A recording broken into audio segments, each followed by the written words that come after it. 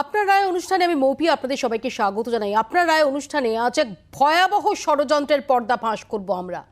ISI এর ষড়যন্ত্র, যার এক্সক্লুসিভ তথ্য জি24 ঘন্টার হাতে। আপনাদের মনে থাকবে কয়েকদিন আগেই দিল্লি সহ 3 রাজ্য থেকে যে জঙ্গিদের গ্রেফতার করা হয়েছিল, তাদের জিজ্ঞাসাবাদে উঠে এসেছে শিহরণ জাগিয়ে দেওয়ার মতো তথ্য। 26/11 মতো সন্ত্রাসবাদী হানাই শুধু নয়, এই ষড়যন্ত্রের জালটা আরো অনেক বিস্তৃত, যেখানে একদম স্পেসিফিক টার্গেট ধরে গোটা দেশকে অচল করে দেওয়া এবং যত বেশি সম্ভব ক্ষয়ক্ষতি এবং জীবনহানি এনশিওর করার সমস্ত রকম পরিকল্পনা সেটা প্রস্তুত। এমনকি মাঝ আকাশে বিমান চলাচল কিভাবে স্তব্ধ করে দেওয়া যায়, কিভাবে বিপর্যয় ডেকে আনা যায়, যেটা বলতে বলতেও গায়ে কাঁটা দিয়ে ওঠে, সেই সমস্ত তথ্য আমাদের হাতে এই মুহূর্তে। আমাদের সঙ্গে সরাসরি রয়েছেন আমাদের চিফ রিপোর্টার সঞ্জয় ভদ্র, তার কাছ থেকে বিস্তারিত জানবো। এবং আমাদের সঙ্গে রয়েছেন অবসরপ্রাপ্ত সৌমিত্র রায়, অবসরপ্রাপ্ত বায়ুসেনা কর্তা গ্রুপ ক্যাপ্টেন আর কে দাস, সাইবার এক্সপার্ট সন্দীপ সেনগুপ্ত, প্রাক্তন এনএসজি কর্তা দীপাঞ্জন চক্রবর্তী এবং প্রাক্তন গোয়েন্দা কর্তা বিবেকানন্দ চক্রবর্তী। আমি আলোচনায় যাওয়ার আগে সরাসরি সঞ্জয়ের কাছে যাব। সঞ্জয়, কি পরিকল্পনা ছিল? অনেকেই এর মধ্যে 9/11-এর যে ভয়াবহতা সেটা খুঁজে পাচ্ছেন, কি পরিকল্পনা? একেবারে গত 20 তারিখে সেন্ট্রাল আইবির পক্ষ থেকে কিন্তু যে গ্রেপ্তার হওয়া যে জঙ্গিরা রয়েছে, সেই জঙ্গিদের যে ইন্টারোগেশন অর্থাৎ তাদের যে জিজ্ঞাসাবাদ হয়েছে, সেই আইআর শেয়ার করা হয়েছে সমস্ত এজেন্সিদের সঙ্গে এবং তাদের যে অ্যানালিসিস, সেই অ্যানালিসিস ডেস্ক থেকে তাদের অ্যানালিসিসও শেয়ার করা হয়েছে। স্পেসিফিক যে ইনফরমেশন পাওয়া যাচ্ছে সেটা হলো যে আইএসআইয়ের নতুন পরিকল্পনার কথা, অর্থাৎ তারা এতদিন পর্যন্ত যে ধরনের নাশকতার ঘটনা ঘটাতো তার পাশাপাশি নতুন কিছু পরিকল্পনা নিয়েছে এবং পরিকল্পনার মধ্যে বেশ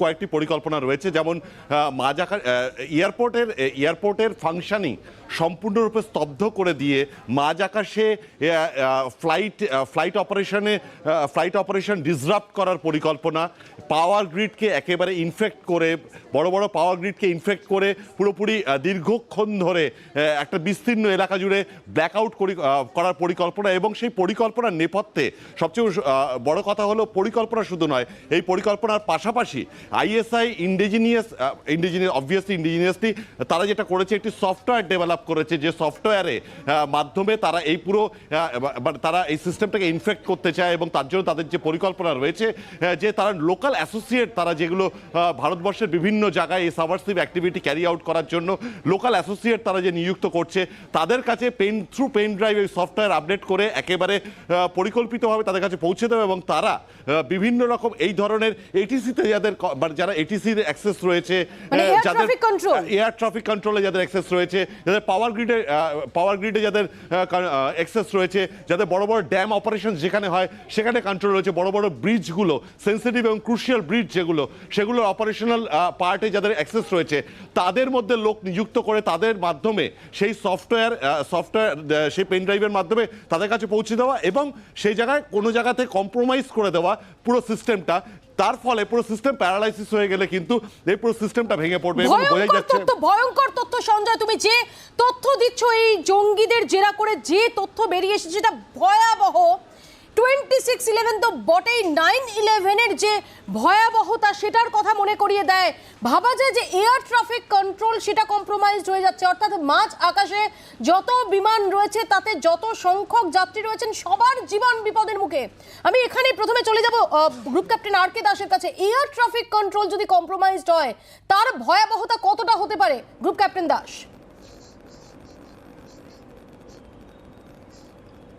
মোপিয়া, দেখো, জঙ্গিরা আজকাল যে মাধ্যম বেছে নিয়েছে সেটা হচ্ছে 3 রকমের। প্রথম হচ্ছে সফট টার্গেটস, যেখানে মানুষকে মারা, কিন্তু তাতে কিন্তু খুব একটা যে স্পেকটাকুলার পাবলিসিটি পাবে সেই একটা খুব, ওটা হ্যাঁ মানুষ মারা একটা জিনিস।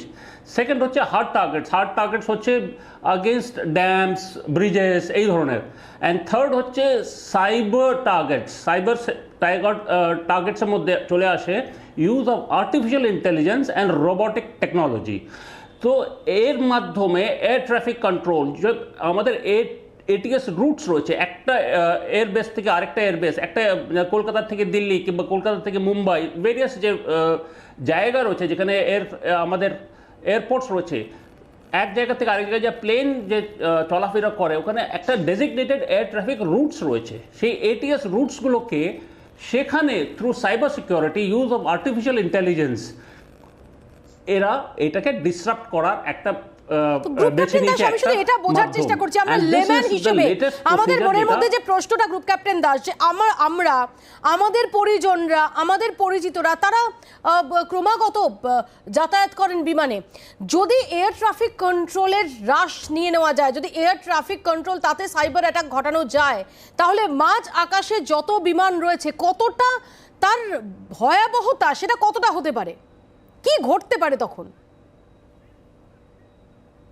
অনেকটাই। প্রথম হচ্ছে একটা এয়ারক্রাফটকে যদি হাইজ্যাক করা, কিন্তু আমাদের এখন ফিজিক্যাল সিকিউরিটি এয়ারপোর্টসের মধ্যে অতটাই এখন ভালো হয়ে গেছে, তো প্লেনকে হাইজ্যাক করাটা একটা একটু মুশকিল ব্যাপার হয়ে গেছে, because there are physical barriers. তো নেক্সট অল্টারনেট হচ্ছে সাইবার সিকিউরিটির মাধ্যমে যে কমিউনিকেশন রয়েছে between air traffic control and the aircraft, মানে যে পাইলটের মানে আমি সিম্পলি একটা জিনিস জানতে চাইছি গ্রুপ ক্যাপ্টেন দাস, একদম আমি যেটা বলছি একদম লেম্যানের, কারণ আমি টেকনোলজি বুঝি না, আমি স্থির নিশ্চিত যে আমাদের যে লক্ষ লক্ষ দর্শক সবাই টেকনোলজি বোঝেন না। যদি এয়ার ট্রাফিক কন্ট্রোল কম্প্রোমাইজড হয় তাহলে কি এয়ার ক্র্যাশ, অর্থাৎ ওই ক্রাফটগুলো, যারা যে বিমানগুলো তখন রয়েছে আকাশে, তাতে যে যাত্রীরা রয়েছেন তাদের জীবন সংশয়, আমি সহজ ভাষায় বুঝতে চাইছি। হ্যাঁ, ওটা হ্যাঁ হতে পারে, কিন্তু ইট ডিপেন্ডস অন দ্য পাইলটসের রেটিং অ্যান্ড পাইলটসের ক্ষমতার উপরে। কিন্তু একটা নিশ্চয়ই একটা বিরাট ইট ক্যান বি, কেন কি আমরা দেখছি 9/11-এও যখন কি আমেরিকাতে করেছিল, এটা একটা অডেশিয়াস, একটা নতুন ধরনের এক রকমের নাশকতা ওরা ইউজ করেছিল। ভয়াবহ। আমি এখানে একটু আসবো, আমি দীপাঞ্জন চক্রবর্তীর কাছে যাব। দীপাঞ্জন দা, কতটা ভয়াবহ, কতটা বিপজ্জনক এই পরিকল্পনা?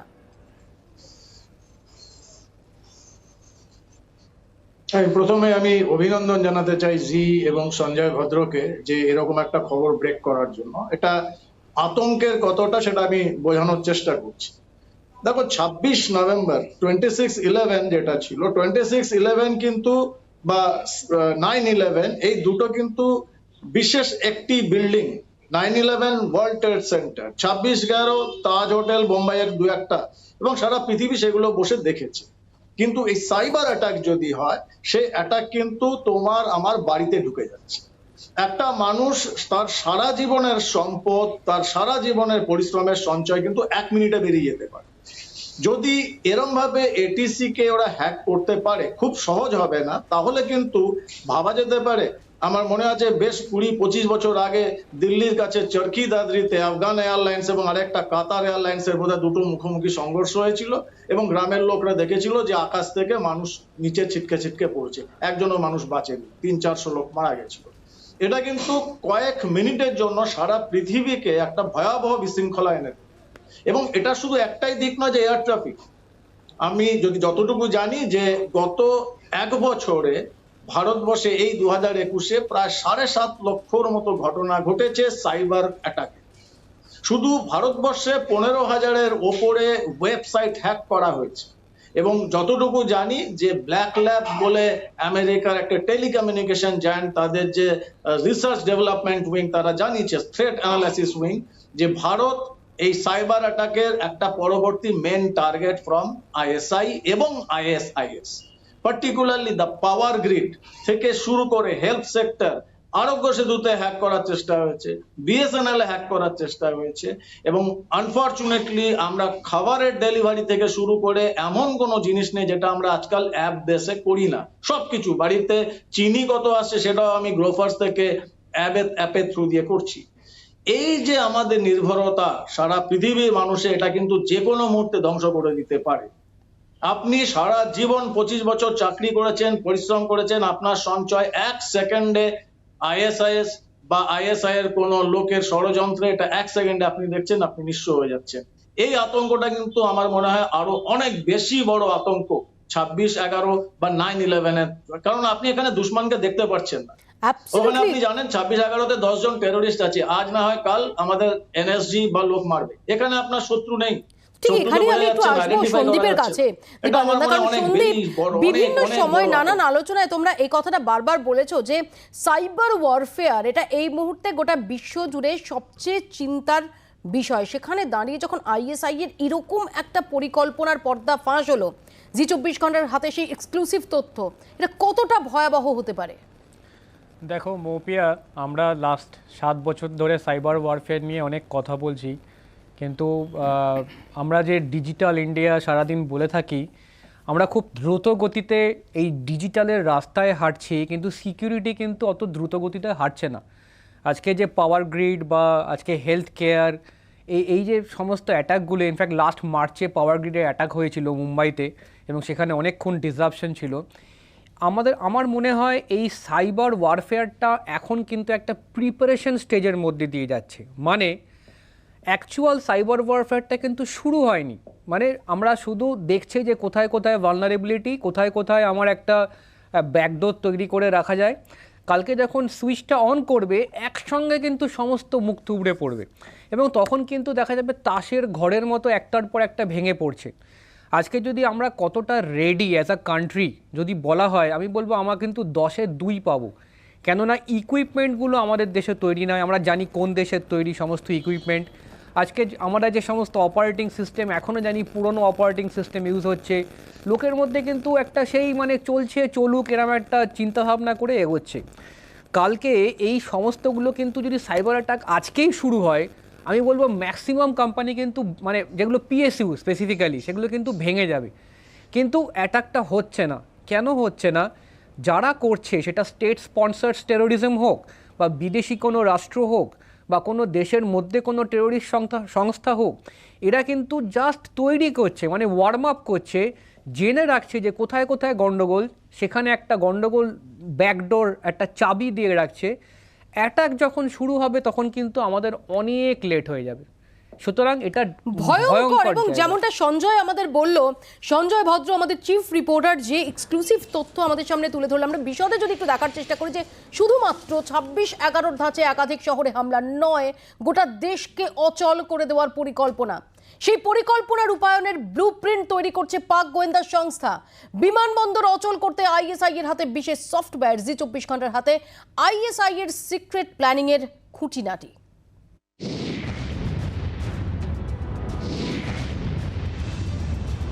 হঠাৎ করে একদিন দিনের ব্যস্ত সময় গোটা দেশ অন্ধকারে ডুবে গেল। দেশের এয়ার ট্রাফিক কন্ট্রোলগুলির সিস্টেম অকেজো হয়ে পড়ল। প্রতিরক্ষা সংস্থার দপ্তরগুলিও হঠাৎ করেই বসে গেল। এমন কোনো পরিস্থিতি হলে অবস্থা কতটা ভয়াবহ হবে? ভারতে তেমনই পরিস্থিতি তৈরির জন্য যাবতীয় প্রস্তুতি নিচ্ছে পাক গোয়েন্দা সংস্থা। দিল্লি সহ 3 রাজ্যে ধৃত জঙ্গিদের জেরায় আইএসআই এর বিস্ফোরক পরিকল্পনার আঁচ পেয়েছেন গোয়েন্দারা। আঁচ পেয়ে চমকে উঠেছেন তারা। শুধু সন্ত্রাস নয়, রীতিমতো যুদ্ধ পরিস্থিতি তৈরির ছক আইএসআই এর। ভারতের আকাশ, দেশের প্রতিরক্ষা ব্যবস্থা, রেল লাইন ও ব্রিজ, জাতীয় সড়ক, নাশকতার প্রয়োজনীয় অস্ত্র ও বিস্ফোরক পাঠানোর নিরাপদ উপায়ও ঠিক করে ফেলেছে পাক গোয়েন্দা সংস্থা।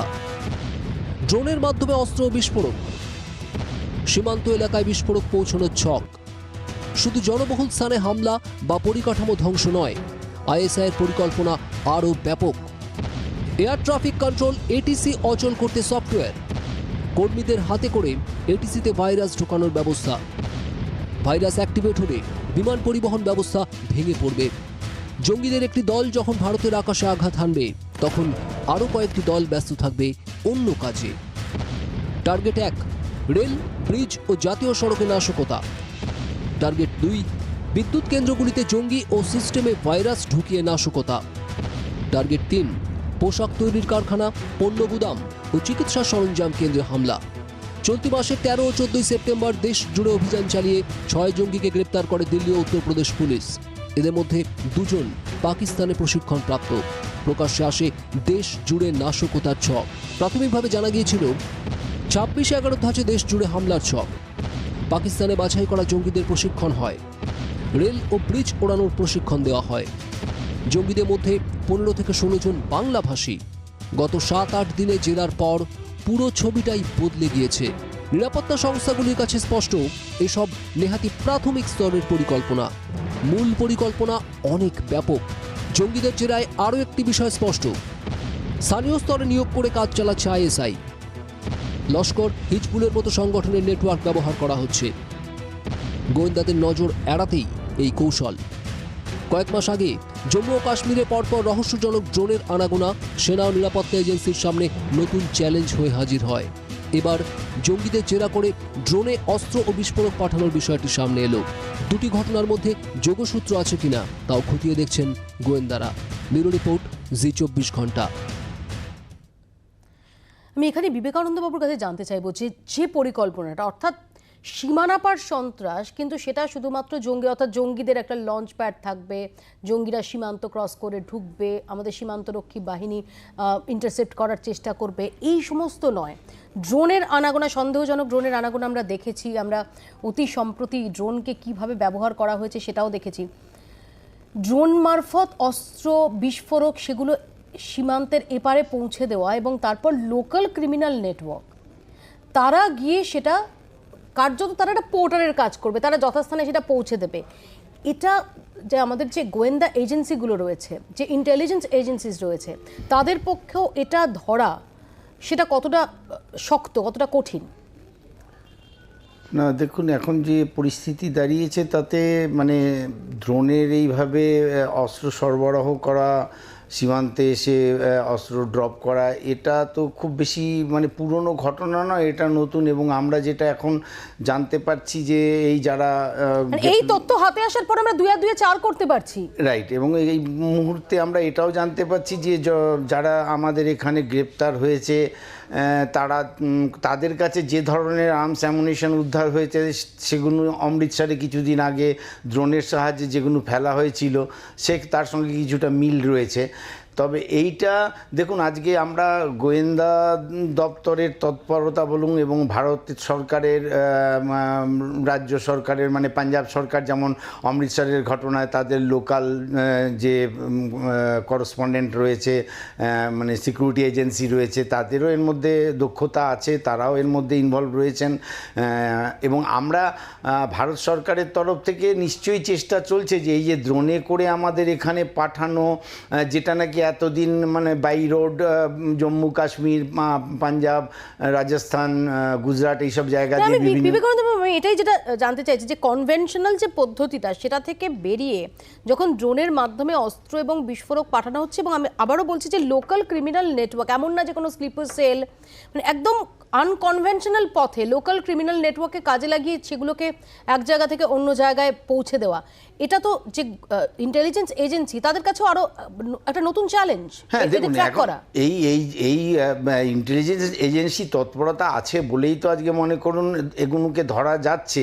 এখন ড্রোনটা উড়ে বর্ডার ক্রস করে এপারে এসে নামার সঙ্গে সঙ্গেই সেগুলো যখন আপনার রেকটিফাই করে তাদের ওখান থেকে জিনিস উদ্ধার হচ্ছে, তার মানেই আমরা এটা বলতে পারি যে গোয়েন্দা বিভাগ তৎপর রয়েছে, লোকাল প্রশাসন তৎপর রয়েছে। তৎপরতা নিয়ে আমি প্রশ্ন করছি না, আমি বলছি গোয়েন্দা বিভাগের কাছে কত বড় চ্যালেঞ্জটা তো নতুন চ্যালেঞ্জ, এটা কনভেনশনাল পন্থা নয়। গোয়েন্দা বিভাগের তৎপরতা নিয়ে আমাদের কোনো সংশয় নেই, বাট আমার পয়েন্ট হচ্ছে যে যখনই আপনি চেনা যে পন্থা সেটা থেকে একদম ভিন্ন একটা পন্থা দেখছেন, সেটা ট্র্যাক করাটা তো নতুন একটা চ্যালেঞ্জ হয়ে যায়। একদমই এটা একদম খুব বাস্তব সত্য কথা যে একটা নতুন, কেননা এটা আজকে দেখুন, আজকে এরা প্রত্যেক সময়ই একটা না একটা কিছু করে নতুন একটা কিছু পদ্ধতি আবিষ্কার করার চেষ্টা করে, যেটা আমরা আমাদের বোম্বে অ্যাটাকের সময়ও দেখেছি। এবার এরকম একটা পদ্ধতি যখন নিয়েছে তখন ন্যাচারালি আমাদেরও সেই ব্যাপারে সতর্ক হওয়া এবং এই নতুন পদ্ধতিতে আরও কিভাবে কি করতে পারে সেগুলো নিয়েও নাড়াচাড়া করা। কর্নেল সৌমিত্র রায়, এই বিপদটাকে, এই পরিকল্পনাটাকে আপনি কিভাবে ব্যাখ্যা করবেন?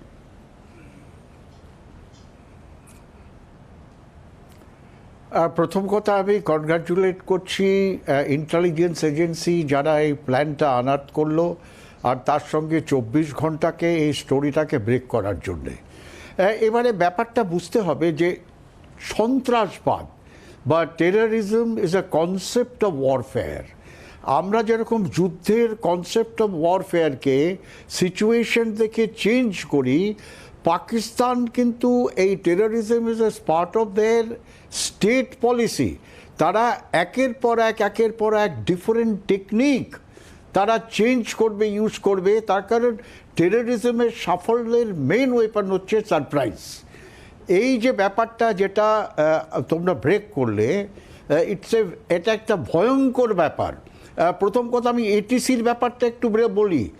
এটিসি থেকে কিন্তু পুরো এয়ার স্পেসকে কন্ট্রোল করা হয়। সেই এয়ার স্পেসে কোথায় কোন লেভেলে কোন এয়ারক্রাফট কোথার থেকে আসছে, দিল্লি থেকে বম্বে, বম্বে থেকে হায়দ্রাবাদ, হায়দ্রাবাদ থেকে চেন্নাই, এই ধরনের যে এয়ার স্পেস, ইন্টারন্যাশনাল ফ্লাইট, এই এয়ার স্পেসকে কন্ট্রোল করে ATC, plus landing and take off. কখন কোন এয়ারক্রাফট ল্যান্ড করবে, কখন কোন এয়ারক্রাফট টেক অফ করবে। It is the nerve centre of all air activities. এই এটিসিকে যদি কম্প্রোমাইজ করে দিই, তার মানে পাইলট কিন্তু টোটালি ব্লাইন্ড হয়ে যাচ্ছে। যারা ওপরে ফ্লাই করছে এয়ারক্রাফটগুলোকে, তারা একদম ব্লাইন্ডভাবে ফ্লাই করবে। তাদের they not get any control, any instructions from the ATC. তা সেখানে it is a very dangerous situation.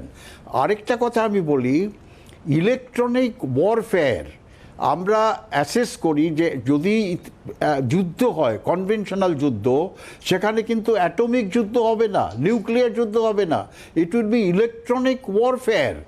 সমস্ত ওয়েপন সিস্টেম আজকাল ইলেকট্রনিক সিস্টেমে চলে। আমাদের দেশের মধ্যে যেমন দীপাঞ্জন এক্সপ্লেন করলো, আমরা আজকাল কম্পিউটারে, আমাদের মোবাইলে আমাদের সমস্ত কিছু কন্ট্রোল করছি। সেই সিস্টেমটাকে যদি আমি ব্লক করে দিই ইলেকট্রনিক ওয়ারফেয়ারে, you can imagine what will be our state. কিন্তু আমাদের কাছে, আমি ভয় পাওয়াতে চাই না, electronic counter measure plus electronic counter measure, এই সিস্টেমগুলো কিন্তু আমরা সেনাবাহিনীর মধ্যে বা সামরিক বাহিনীর মধ্যে ইন্ট্রোডিউস করেছি। এর জন্য যদি ইলেকট্রনিক একটা ফ্রিকোয়েন্সি জ্যাম করে দেয়, ইলেকট্রনিক ওয়ারফেয়ার করে, সেই ফ্রিকোয়েন্সিটাকে শিফট করে আমরা সেকেন্ড ফ্রিকোয়েন্সিতে চলে যেতে পারি। প্লাস আমরা জ্যামিং সিস্টেম ইউজ করি, ইলেকট্রনিক জ্যামিং সিস্টেম ইউজ করে, যে এনিমি যেই করতে চাইছে যে সাইবার ওয়ারফেয়ারকে, সেটাকে আমরা জ্যাম করতে পারি। বাট সারপ্রাইজ যারা আগে করবে, তারা কিন্তু ইনিশিয়ালি একটা বিরাট বড় সাফল্য পাবে।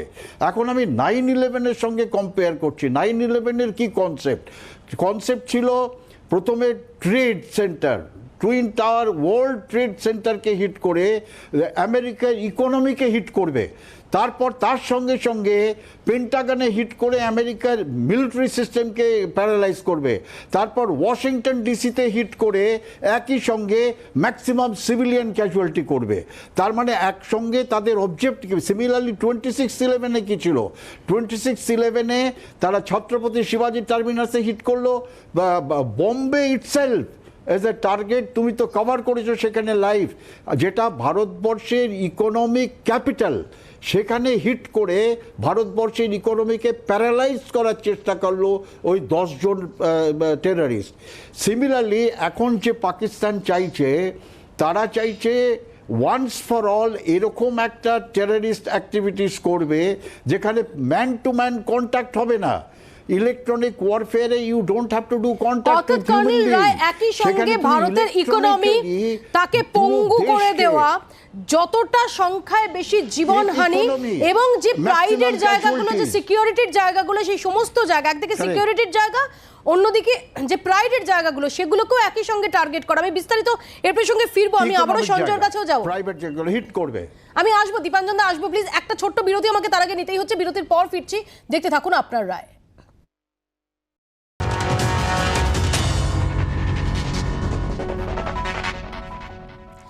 ভারতের আকাশে বিমানবন্দরে বিদ্যুৎ কেন্দ্রে অস্ত্রাগারে হামলার ছক, জঙ্গিদের জেরার তথ্য পেয়ে এবার পাল্টা প্রস্তুতির চ্যালেঞ্জ।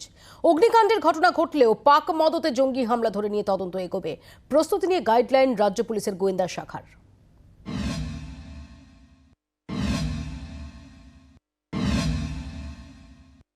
দেশের বিমানবন্দর, অস্ত্রাগার ও বিদ্যুৎ কেন্দ্রে হামলার ছক, সংশ্লিষ্ট দফতরের কয়েকজন কর্মীকে প্রভাবিত করে ভাইরাস ঢুকিয়ে কিংবা জঙ্গি হামলার ছক কষছে আইএসআই। নিরাপত্তা সংস্থার সতর্কতা পেয়ে প্রস্তুতি শুরু করল রাজ্য প্রশাসন। প্রয়োজনীয় পদক্ষেপ করতে গাইডলাইন জারি করেছেন এডিজি। রাজ্য ও জেলা পুলিশকে বেশ কিছু ব্যবস্থা নেওয়ার পরামর্শ। সম্ভাব্য হামলা আটকাতে তৎপর হচ্ছে পুলিশ ও গোয়েন্দা শাখা, তাঁদের প্রতি নির্দেশিকা। বিমানবন্দরে এয়ার ট্রাফিক কন্ট্রোলে বাড়তি নজর। ইটিসি, ব্রিজ, সরকারি গুদাম, বাঁধ, গুরুত্বপূর্ণ সরকারি দফতর, গবেষণা কেন্দ্রগুলো চিহ্নিত করা হবে। ওই প্রতিষ্ঠানে কর্মীদের ব্যাপারে তথ্য সংগ্রহ হবে। কর্মীদের তথ্য ভাণ্ডার নিয়মিত আপডেট হবে। সন্দেহজনক গতিবিধি পাওয়া গেলে নজরদারি চলবে। জাতীয় সড়ক, রেলপথ, এমনকি ব্রিজ ওড়াতে হামলা হতে পারে।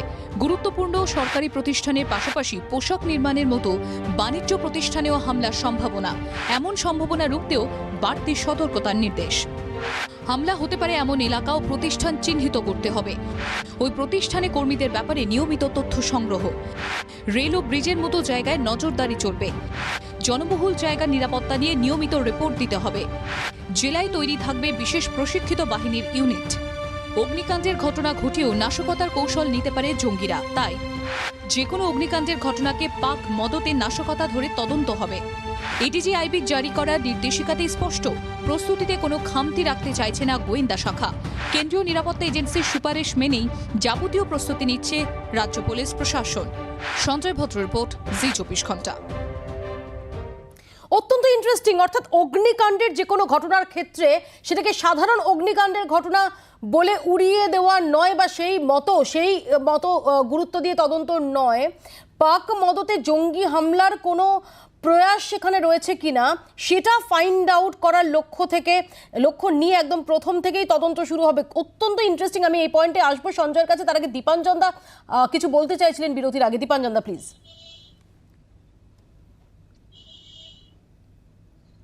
তোমার একটা প্রশ্ন ছিল আনন্দ বাবুকে, এই নতুন যে অবতারে আসছে সন্ত্রাসবাদ, এটা ইন্টেলিজেন্স ডিপার্টমেন্ট গুলোর জন্য চ্যালেঞ্জ কি? সেটার উত্তরে আমি বলি এটা একটা অসম্ভব ভালো প্রশ্ন ছিল।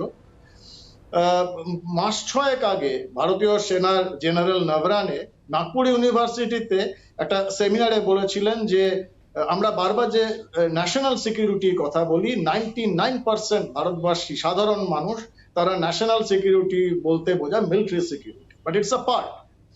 বাকি যে এনভায়রনমেন্ট থেকে ফুড থেকে এডুকেশন সিকিউরিটি, ওগুলোর সঙ্গে সঙ্গে দ্য মোস্ট ইম্পর্টেন্ট পার্ট হচ্ছে সাইবার সিকিউরিটি, যেটা কিন্তু সাধারণ মানুষ বুঝতে চায় না। এবং গত শনিবার 5 দিন আগে ন্যাশনাল ডিফেন্স একাডেমির 140th POP-তে navy chief Karambir Singh exactly এই কথাটা বলেছেন যে আমাদের সামনে সব থেকে বড় চ্যালেঞ্জ হচ্ছে সাইবার সিকিউরিটি। এবং আমি এটা জানাই যে এনডিএ এবং ইন্ডিয়ান মিলিটারি একাডেমিতে গত 1.5-2 বছর ধরে খুব সিরিয়াসলি ইন্টেন্স কোর্স সাবজেক্ট বানানো হয়েছে সাইবার সিকিউরিটি। নাও আমার প্রশ্ন হচ্ছে, যে কথাটা তুমিও বলছিলে যে এটা কত বড় বিপদের বা কত বড় আতঙ্কের। দেখো, এতদিন কিন্তু সন্ত্রাসবাদ মানুষ ভাবতো যে ওটা দেশের কমান্ডো বা আর্মি বা আর্ম ফোর্সেস এর সঙ্গে সন্ত্রাসবাদীদের লড়াই, আমার বাড়ি অব্দি পৌঁছবে না। যার জন্য আমাদের ভারতবর্ষে অন্তত সচেতনতা লেভেলটা প্রচন্ড কম। এই সাইবার ক্রাইম কিন্তু বা এই সাইবার টেরোরিজম কিন্তু তোমার আমার বাড়ির ভেতরে ঢুকবে আর অ্যাপের থ্রু দিয়ে ঢুকবে। যখন তোমার আমার বাড়ির ভেতর ঢুকবে, তাহলে আমাদের ভারতবর্ষের দেশ, শাসনতন্ত্র, সমাজ, এই পুরো সিকিউরিটি সিস্টেম এটাকে বুনিয়াদ থেকে কাঁপিয়ে দেবে। তোমার বিশ্বাস চলে যাবে, তুমি পাশের বাড়ির পাশের ছেলেটিকে বিশ্বাস করতে পারছো না। সো এটার জন্য কিন্তু আমাদের একটা বিরাট প্রিপারেশন দরকার। সেন্ট্রাল গভর্নমেন্ট শুরু করেছে, আর্মি শুরু করেছে, বাট আমার মনে হয় এখনো স্টেট লেভেল গুলোতে এটার একটা বড় ঘাটতি রয়েছে, যেটাকে আমাদের খুব ভালোভাবে চিন্তা করে এই নিয়ে কথা বলা উচিত, আলোচনা, তর্ক বিতর্ক এবং স্টেপ নেওয়া উচিত। আমি এই প্রসঙ্গে আসবো এবং সেখানে কি ধরনের প্রিপারেশন জরুরি সেটাও আমি সন্দীপের কাছে জানবো। তার একবার সঞ্জয়ের কাছে চলে যাব। সঞ্জয়, প্রথমে আরও একবার, যেমন অনেকেই অভিনন্দন জানিয়েছেন, ডেফিনেটলি অভিনন্দন তোমার প্রাপ্য, অত্যন্ত বড় এই খবরটা ব্রেক করার জন্য এবং এই এক্সক্লুসিভ তথ্য জি 24 ঘন্টার হাতে। আমি এখানেই তোমার কাছে জানার চেষ্টা করবো যে আমরা কদিন আগেই দেখছিলাম যে এই জঙ্গিদের জেরা করে যে তথ্য উঠে আসছিল যে তুলো বোঝাই ট্রেন, অ্যাপারেন্টলি মনেই হতে পারে যে কেন তুলো বোঝাই ট্রেন, কেন যাত্রীবাহী ট্রেন নয় তুলো বোঝাই ট্রেন, তার মানে আগুন যাতে ছড়িয়ে পড়ে। এক্ষেত্রে আমরা দেখছি যে টেক্সটাইল ইন্ডাস্ট্রি, সেটা পার্টিকুলারলি টার্গেট করা হচ্ছে। এমন সমস্ত জায়গাকে টার্গেট করা হচ্ছে যার পেছনে নির্দিষ্ট কারণ থাকছে। সেটা মাথায় রেখে কি যে অগ্নিকাণ্ডের ঘটনা ঘটলেই তাকে সাধারণ দুর্ঘটনা বলে তদন্ত না করে প্রথম থেকেই জঙ্গি হানার ঘটনা হতে পারে এই অ্যাঙ্গেলটাকে ইনক্লুড করে তদন্তের সিদ্ধান্ত?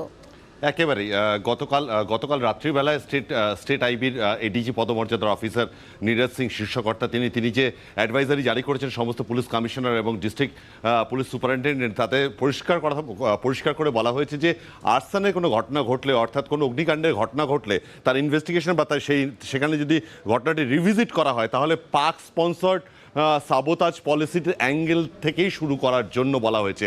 পাশাপাশি আরও একটি গুরুত্বপূর্ণ, সেটা হলো এটিসি অপারেশনের সাথে যুক্ত যারা ব্যক্তি রয়েছে, পাওয়ার গ্রিডে যারা চাকরি করেন, ক্রুশিয়াল ব্রিজেস অপারেশনের ক্ষেত্রে বা ড্যাম অপারেশনে যারা চাকরি করেন, প্রত্যেকের পিরিয়ডিক্যাল তাদের চেকস তাদের অ্যান্টিসিডেন্ট চেক করা বা তাদের গতিবিধি তাদের নজরদারিতে রাখা বা তাদের ক্লিয়ারেন্স করা, সেটাকে ওপর জোর দিতে বলা হয়েছে। পাশাপাশি এমন কিছু বিজনেস এস্টাবলিশমেন্টকে আইডেন্টিফাই করতে বলা হয়েছে যেগুলো ভালনারেবিলিটি ফ্যাক্টর আছে, যেগুলো এই ধরনের অর্থাৎ পাক আইএসআই স্পন্সার্ড প্ল্যানের যে ধরনের ওরা গভর্নমেন্ট ওয়্যার হাউস থেকে শুরু করে বিজনেস এস্টাবলিশমেন্ট যে ধরনের জায়গা ওরা খুঁজছে টেক্সটাইল ইন্ডাস্ট্রিগুলো, সেগুলো আমাদের রাজ্যের ক্ষেত্রে কোন কোন জায়গাগুলো হতে পারে সেগুলোকে আইডেন্টিফাই করতে বলা হয়েছে। এটা একটা ডিটেল এলাবোরেট একটা অ্যাডভাইজারি গিয়েছে। এরপর তুমি যেটা বলছো যে এই সমস্ত ভাইটাল ইনস্টলেশনসগুলোর দায়িত্বে যারা থাকেন, যারা তার বিভিন্ন তার কাজের বা প্রহরার দায়িত্বে থাকেন, আমরা তো এর আগেও দেখেছি যে ধরা যাক গার্ডেন রিচ থেকে শুরু করে বিভিন্ন জায়গায়, বিভিন্ন বন্দর বা বিভিন্ন যে নৌসেনা বেস, সেখানেও দেখা গেছে বিভিন্ন সময় কিছু ব্ল্যাক শিপ, এবং তাদের যখন ব্যাকগ্রাউন্ড চেক করা গেছে দেখা গেছে কখনো হানি ট্র্যাপ বা কখনো অন্য কোনোভাবে তাদেরকে এটার মধ্যে আনা হয়েছে কোনো না কোনোভাবে। এগুলো মাথায় রেখে কি এই যে রেগুলার একটা, তুমি বলছো পিরিয়ডিক্যাল একটা চেকিংয়ের ব্যবস্থা, তার সিদ্ধান্ত? একেবারে এই জায়গা থেকেই, কারণ বলাই হয়েছে, যেটা আরেকবার আমি হার্প করতে চাইছি, সেটা হলো যে এই জঙ্গিদের জিজ্ঞাসাবাদ করে নতুন পরিকল্পনা, পাশাপাশি এই যে এটিসি থেকে শুরু করে পাওয়ার গ্রিড ড্যাম অপারেশন সেগুলোকে ইনফেক্ট করার জন্য যে পরিকল্পনা, এই পরিকল্পনার জন্য আইএসআই কিন্তু অলরেডি সফটওয়্যার ডেভেলপ করেছে, সেটা কনফেস করেছে এই নতুন জঙ্গিরা, সেটা কিন্তু এই আইবি ইন্টেলিজেন্স ডোসিয়ার যেটা শেয়ার করা হয়েছে তাতে বলা হচ্ছে, এবং বলা হয়েছে সেটাকে খুব সিম্পল উপায়ে, অর্থাৎ এক্সপ্লোসিভ আর্মস অ্যামুনিশন ক্যারি করতে গেলে যে ধরনের নজরদারির মধ্যে দিয়ে যেতে চেকসের মধ্যে দিয়ে যেতে হয়, সেগুলো ধরা পড়ে যেতে পারে, সে জায়গায় দাঁড়িয়ে তারা যেটা চেষ্টা করছে থ্রু ওই সফটওয়্যারটাকে খুব সিম্পল উপায়ে একটা পেন ড্রাইভের মাধ্যমে লোকাল কন্ট্যাক্ট অ্যাসোসিয়েট ব্যবহার করে এই জায়গায় যারা কাজ করেন তাদের কাউকে যদি কম্প্রোমাইজ করানো যায়, তাদের দিয়ে করানোর ফলে এই কম্প্রোমাইজ যদি হয়, সেই জায়গাটাকে আটকানোর জন্য কিন্তু এদের ওপর পিরিয়ডিক্যাল চেকসের কথা বলা হচ্ছে। তো আমি এখানেই সন্দীপের কাছে আসবো। আমরা যে কনভেনশনাল টেরোরিজম দেখেছি, সেখানে যে ধরনের কাউন্টার টেরোরিজম এফার্ট, পরিকল্পনা, পদ্ধতি সেগুলো দেখেছি, আর সাইবার ওয়ারফেয়ারের ক্ষেত্রে সেখানে কি দরকার যদি এই সাইবার ওয়ারফেয়ারের ক্ষেত্রে যদি এই কাউন্টার টেরোরিজম পলিসি নিতে হয়? দেখো, সবচেয়ে বড় কথা হচ্ছে আমার আর্লি ডিটেকশন অ্যান্ড রিপোর্টিং। এটা কিন্তু একটা সাইবার অ্যাটাকের সবচেয়ে বড় সলিউশন, যে কত তাড়াতাড়ি আমি একটা কোনো অ্যাবনর্মাল কিছু ডিটেক্ট করতে পারছি এবং যে কনসার্নড অথরিটি তার অ্যাকশন নেবে তাকে আমি রিপোর্ট করতে পারছি।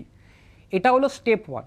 স্টেপ 2 হচ্ছে আমার যাকে আমি রিপোর্ট করছি সেই লোকটা বুঝতে পারছে কিনা। যেমন আমাদের স্টেটে সমস্ত পুলিশ থানা লেভেলে সাইবার সিকিউরিটির কিছু কাজকর্ম চলছে, cyber security centre of excellence কাজটা করছে।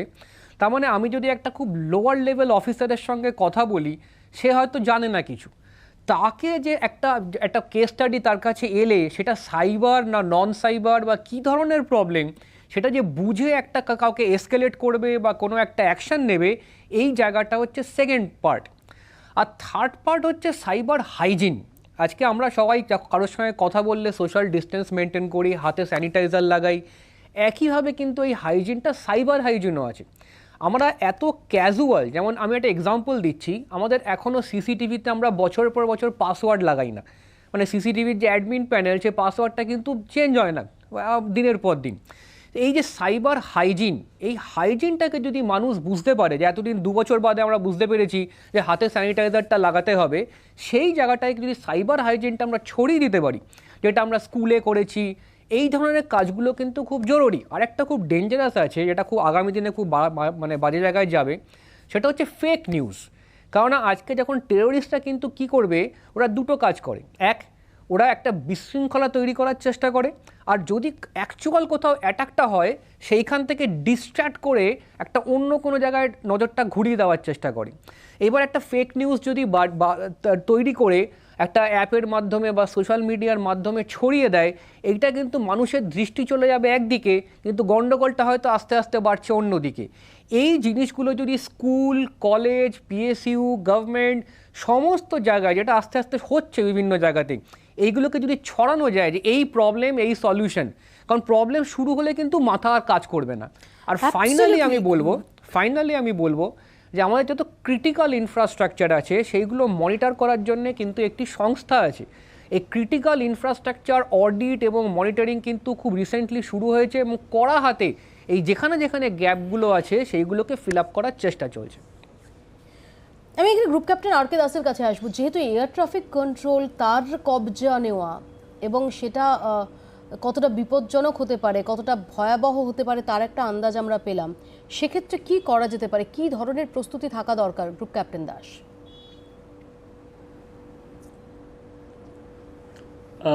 দেখো, এয়ার ট্রাফিক কন্ট্রোলের সম্বন্ধে আমি বলে দিই।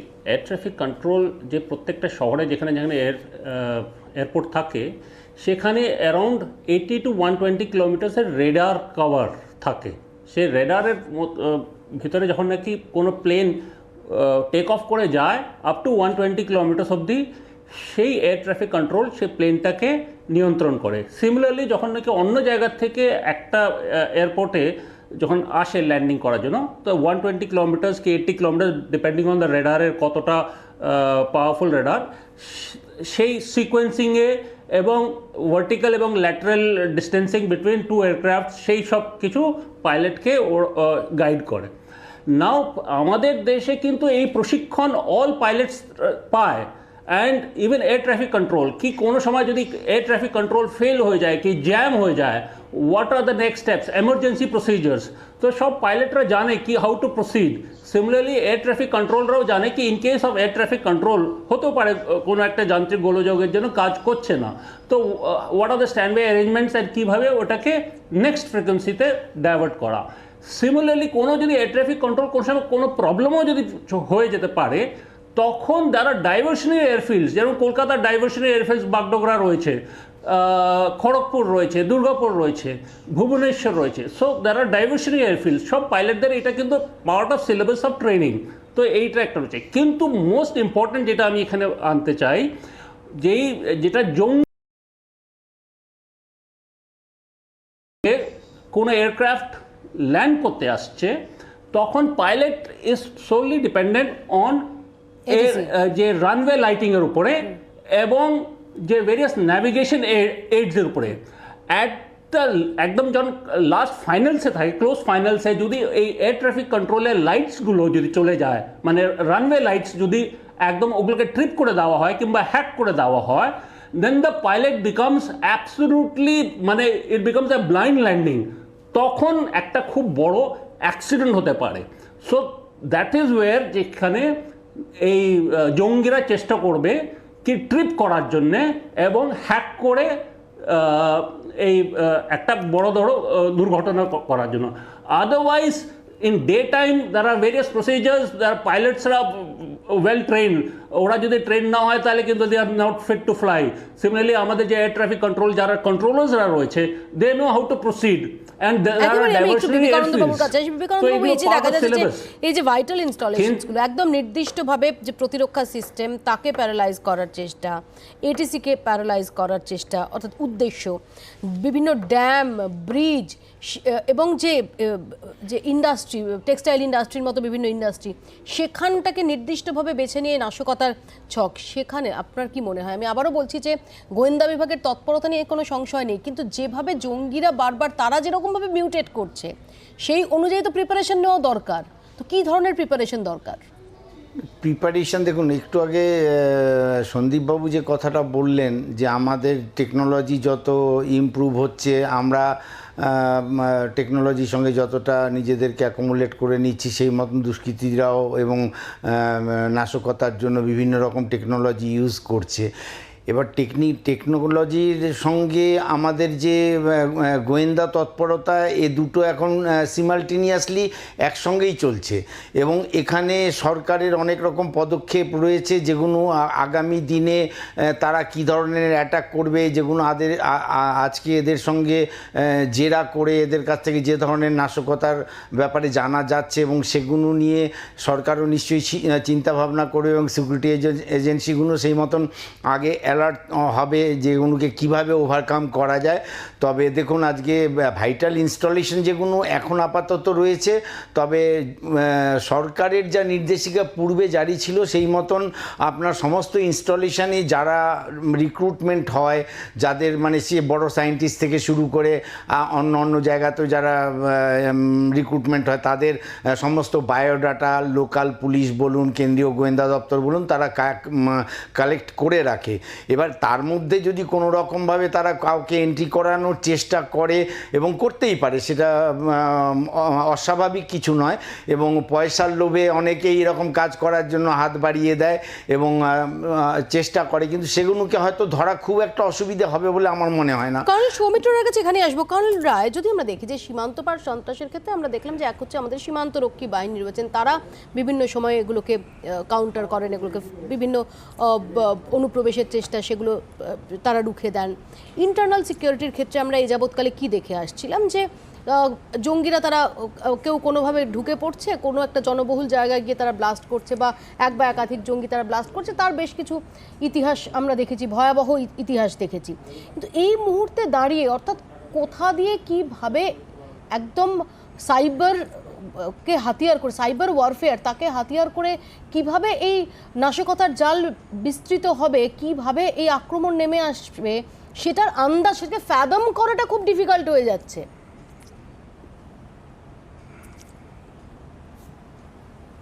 হ্যাঁ, এটা একটা new dimension towards the terrorism from Pakistan. কিন্তু আমি একটা কথা বলতে চাই, এই সাইবার ওয়ারফেয়ারের এক্সপার্ট হচ্ছে Chinese. They are the biggest hackers in the world. চাইনিজরা পৃথিবীর এমন কোনো সাইবার সিস্টেম নেই যেটা হ্যাক করতে পারে না, আর তাকে কাউন্টার করার জন্য কিন্তু প্রচুর চেষ্টা হচ্ছে মেইনলি বাই দি ইসরায়েলিজ। তা এই যে ব্যাপারটা, এটা একটা new dimension as far as the terrorism is concerned for our country, and I feel it is a very big challenge to the security establishment. এই রাইটলি আজকেই দেখো জম্মু অ্যান্ড কাশ্মীরে 6 জন গভর্নমেন্ট এমপ্লয়িকে অ্যারেস্ট করা হয়েছে because they were involved in a covert and overt way with the ISI and the terrorism. Similarly, এই যে কি এরিয়াসগুলো, sensitive এরিয়াসগুলোর মধ্যে যারা কাজ করবে, যেমন এটিসিতে mostly they're from the central government agencies, তাদের যে একটা ভেরিফিকেশন, তাদের ব্যাংক অ্যাকাউন্টের উপরে একটা কন্ট্রোল রাখা বা একটা নজর রাখা, this are very important issue. কিন্তু ওভারঅল যদি আমরা দেখি, ইট is a very unique challenge for the entire security system of our country. তার কারণ যদি এই ধরনের সাইবার অ্যাটাক হয়, যদিও সাইবার অ্যাটাকটা অল্প সময়ের মধ্যে হবে, they can't continue for hours together. কারণ ইলেকট্রনিক বলে যে কিছুক্ষণের জন্য হয়তো জ্যাম করে দেবে, তারপর আবার ওটা খুলে দেবে, আবার কিছুক্ষণের জন্য জ্যাম করে দেবে। ওইটা কন্ট্রোল করার জন্য ইলেকট্রনিক কাউন্টার মেজার আমাদের দেখতে হবে। আর offence is the best form of defence. আমরা ডিফেন্সিভ মেজার তো নেবই, কিন্তু আমাদের কাজ হচ্ছে সিমিলারলি আমরা একটা অফেন্সিভ সাইবার অ্যাটাক করব ইন দি এনিমি কান্ট্রি। আমি খুব সংক্ষেপে সঞ্জয়ের কাছে শেষকালে যাব যে সঞ্জয়, সেখানে দাঁড়িয়ে তদন্তকারীরা কি মনে করছেন এই যে একদম ভিন্ন নতুন ধরনের একটা মোডাস অপারেন্ডি, নতুন ধরনের একটা পরিকল্পনা, এর যে পর্দা ফাঁস হলো, এই জঙ্গিদের ধরা পড়াটা এটা কতটা সিগনিফিকেন্ট, কতটা ইম্পর্টেন্ট হয়ে দাঁড়ালো তাদের কাছে?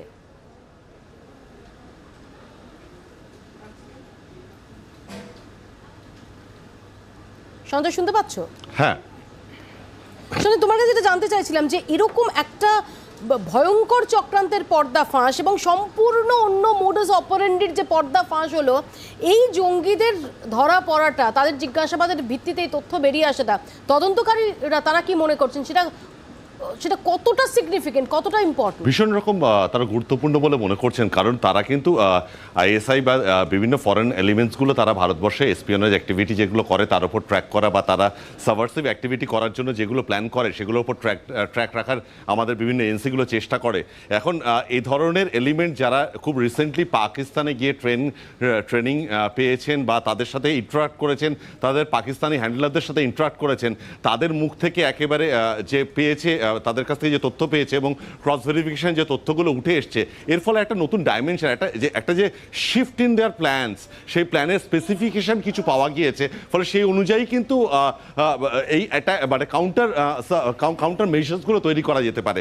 এবং এছাড়াও যেটা গোয়েন্দাদের বক্তব্য, এদের আরও বেশ কিছু লিডস রয়েছে যেগুলো তাদের সাথে আরও বেশ কিছু মানুষজন রয়েছে যেটা খুব অর্গানাইজ ক্রিমিনাল নেটওয়ার্ক, তাদের ব্যবহার করার চেষ্টা, আর্মস অ্যামুনিশন এক্সপ্লোসিভকে ড্রোনের মারফত বর্ডারিং এরিয়াতে ঢুকিয়ে অর্গানাইজ ক্রাইম নেটওয়ার্ক দিয়ে আর্মস অ্যামুনিশন এক্সপ্লোসিভগুলো ভারতবর্ষে বিভিন্ন জায়গায় ছড়িয়ে দেওয়ার যে পরিকল্পনা, কাদের তারা রিক্রুট করছে, এই ধরনের কিছু তারা তথ্য পেয়েছে, তাদের উপর তারা কাজ করছেন এবং তারা খুব অনেক ধন্যবাদ সঞ্জয় এই খবর ব্রেক করার জন্য, এবং যে স্পিকাররা আমাদের সঙ্গে ছিলেন তাদেরও ধন্যবাদ। আমাদের আপনার রায় এখানেই শেষ করতে হবে। নিঃসন্দেহে একটা হিমশৈলের চূড়া বেরিয়ে এলো এই কয়েকজন জঙ্গিকে জিজ্ঞাসাবাদের মাধ্যমে। যেভাবে গোটা সন্ত্রাসবাদটা আস্তে আস্তে সাইবার ওয়ারফেয়ারের ফরম্যাটে চলে যাচ্ছে, তার মোড়কে চলে যাচ্ছে, সেটা নিঃসন্দেহে অত্যন্ত উদ্বেগের। এবং কিভাবে এই কাউন্টার টেরোরিজম পলিসিটা সেটা কিভাবে স্থির করা যায় এবং সেটা কিভাবে বাস্তবায়ন করা যায়, সেটাই এই মুহূর্তে সবচেয়ে গুরুত্বপূর্ণ প্রশ্ন। আপাতত আপনারা এখানেই শেষ করছি। দেখতে থাকুন জি 24 ঘন্টা।